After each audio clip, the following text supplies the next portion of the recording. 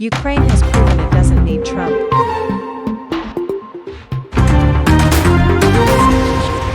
US President Donald Trump has repeatedly claimed that Ukraine has no cards to play in this war. But in reality, they just played one of the most daring hands yet.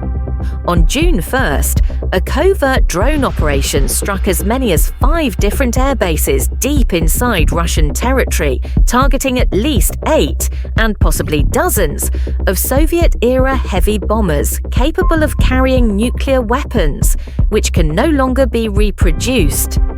And the way Ukraine pulled it off reads like something straight out of a Robert Ludlum thriller.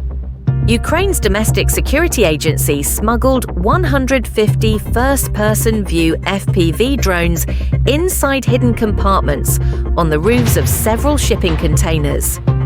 These containers, unnoticed by Russian security forces, were then loaded onto articulated trucks and driven close to the targets.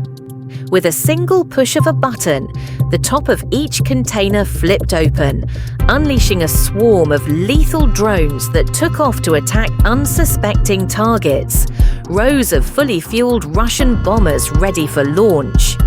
The timing of this covert operation couldn't have been more strategic from Ukraine's perspective.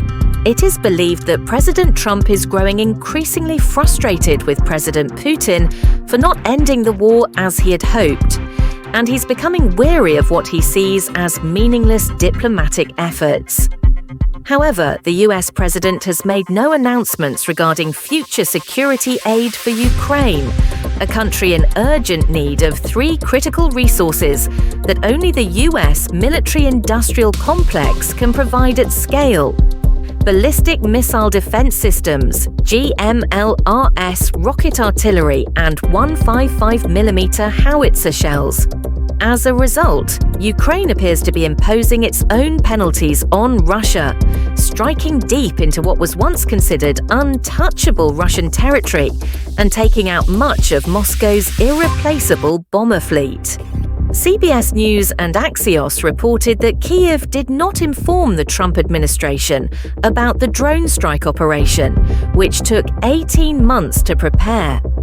This means that when Ukrainian President Volodymyr Zelensky sat through a tense Oval Office session dubbed a 2 minutes hate, led by Trump and Vice President J.D. Vance back in February, he was already holding this covert plan close to his chest.